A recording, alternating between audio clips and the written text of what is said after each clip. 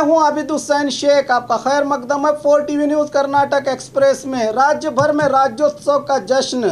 जय भारत जननी तनुजाति, जय हे कर्नाटक माते। हिंदू क्रिश्चियन मुसलमान पारसिक जैन रुद्यान पहले से लिखकर आखिर तक राष्ट्र कवि कोयम्पू के लिखे एकता और अखंडता को दर्शाते नाड़ गीत के ये सुंदर बोल हर तरफ गुनगुनाते हुए राज्य भर में 64वां राज्योत्सव मनाया गया।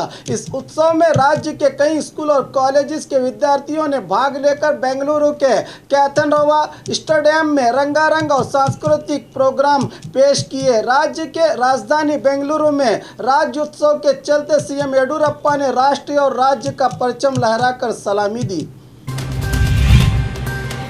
बीजापुर में डॉग रेस का आयोजन। भवानी ग्रुप के सहयोग से शहर के बाहरी इलाका अटलहट्टी रोड पर डॉग रेस का आयोजन हुआ। इस रेस में महाराष्ट्र के सांगली, कोल्हापुर, बेलगाम, बीजापुर के अलावा कई शहरों से लोग शामिल हुए।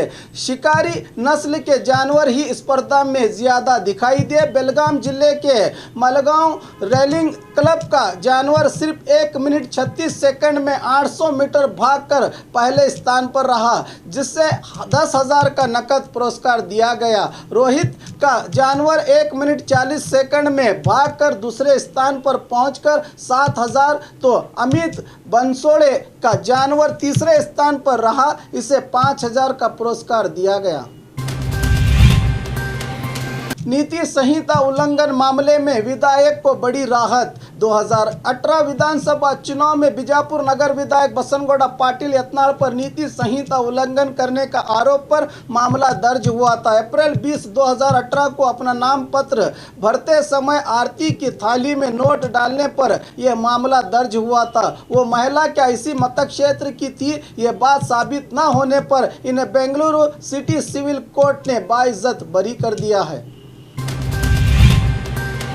धारवाड़ में कन्नड़ भाषा का इस्तेमाल करने का आदेश। हर बार 1 नवंबर को कर्नाटक राज्योत्सव के चलते सभी संगठन, विशेषकर कन्नड़ा संगठन, राज्य में कन्नड़ा भाषा का इस्तेमाल पर जोर देते हैं। इस बार भी कुछ ऐसे ही हुआ। हुबली धारवाड़ में ज़्यादातर कमर्शियल कॉम्प्लेक्स के नाम इंग्लिश में ही लिखे गए हैं। अब इन बोर्ड्स को कन्नड़ा में लिखने और कन्नड़ भाषा का ही इस्तेमाल करने का महानगर पालिका ने आदेश जारी किया है। कर्नाटक का म्युनिसिपैलिटी एक्ट 1976 के तहत सभी दुकानें, मॉल, होटल्स को नोटिस जारी करके म्युनिसिपैलिटी कमिश्नर सुरेश इटनाल ने चेतावनी दी है। प्लॉट देने का वादा धोखाधड़ी मामला।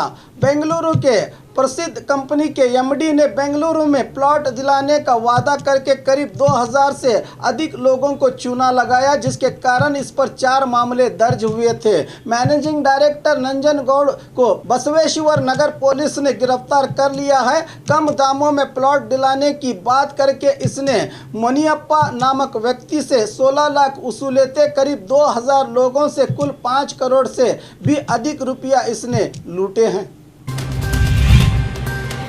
कर्नाटक राज्य उत्सव का बहिष्कार, एमएनएस का आक्रोश। महाराष्ट्र एकीकरण समिति के सदस्यों ने आज पूर्व विधायक मनोहर केनीकर और एमईएस नगर अध्यक्ष दीपक डालवी के नेतृत्व में राज्य उत्सव का बहिष्कार करके शहर में जुलूस निकाला। शहर के संभाजी चौक से बसवेश्वर चौक तक चला जुलूस, जिसे में मराठी में लिखे बोर्ड नजर आए। इस जुलूस में सदस्यों ने सरकार के विरुद्ध आक्रोश जताते हुए नारे लगाए। मंगलुरु में 3 मटकाबू की पुलिस की हिरासत में। मंगलुरु के काऊर जंक्शन के गोल्डन ट्रेडर्स दुकान के पास काऊर पुलिस ने मटका नंबर लिखने वाले 3 व्यक्तियों को गिरफ्तार कर लिया है। परशुराम, अनिल कुमार और अजीज आरोपी हैं। इन आरोपियों से कुल 1790 रुपये जब्त किए गए हैं।